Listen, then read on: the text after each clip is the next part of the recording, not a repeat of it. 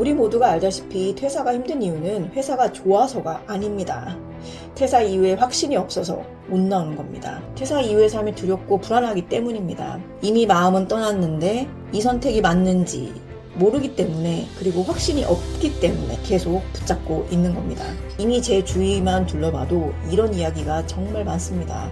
이미 지쳤는데 버티고 있습니다. 몸이 먼저 망가졌더라고요. 탈모까지 왔어요. 불면증이에요. 잠을 잘 수가 없어요. 신경 안정제를 먹고 있습니다. 정신과를 다녀왔습니다. 몸에 두드러기가 나서 병원을 가봤더니 원인이 없다고 해요. 피부가 다 뒤집어졌어요. 그리고 제 같은 회사 동료 중에 과로사로 돌아가신 분도 계십니다. 정신이 무너지기 시작하면요, 그건 단순한 스트레스가 아니라 몸은 물론 인생 전체가 손실로 이어질 수 있습니다. 그래서 제가 오늘 확실한 기준을 드리려고 합니다. 이 세 가지에 해당되시면 더 이상 퇴사를 고민하시지 마시고 퇴사를 준비하셔야 합니다. 첫 번째는 사람이 문제인 경우입니다.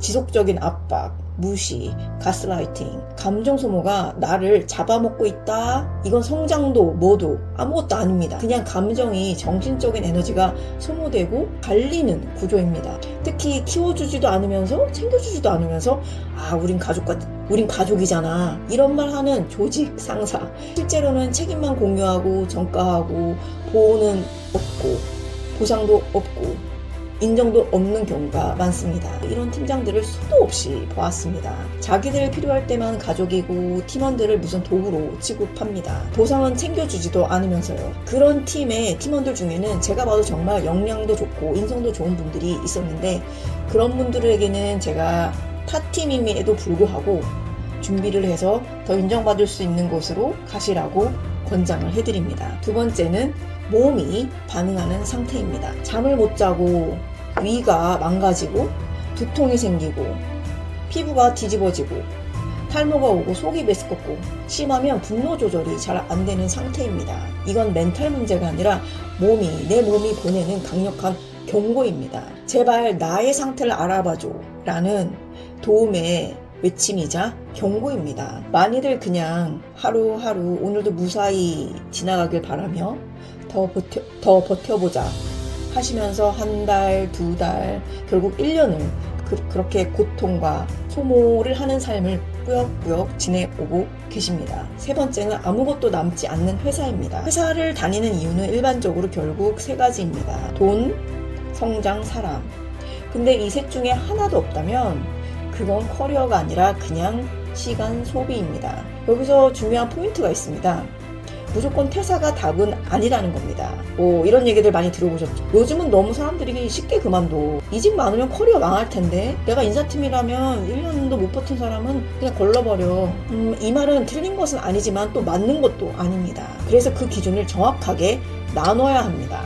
건강이 무너지고 관계가 독 수준이고 배울 것도 없는, 의미도 없는 상황이라면 그건 도망이 아니라 리스크 관리입니다. 이런 경우는 퇴사를 고민할 시기가 아니고 퇴사를 준비하셔야 되는 시점입니다. 반대로 일이 힘든 초기 구간이거나 단순한 매너리즘을 겪고 계시거나 감정적인 갈등 정도라면 그건 성장 구간입니다. 누구나 성장할 때 이러한 것들을 겪고 이겨내야 합니다. 이러한 부분들은 시간이 갈수록 숙련도나 적응으로 해소가 됩니다. 감정적 갈등도 심각한 정도가 아니라면 해소 방법을 모색할 수 있습니다. 이걸 명확하게 구분하지 못하면 버텨야 할 때 나가고 나가야 할 때 버티게 됩니다. 퇴사 준비는 프로젝트입니다. 오늘 본의 아니게 숙제를 드려보겠습니다. 퇴사 프로젝트라는 폴더를 만드시고 퇴사 준비를 시작하세요.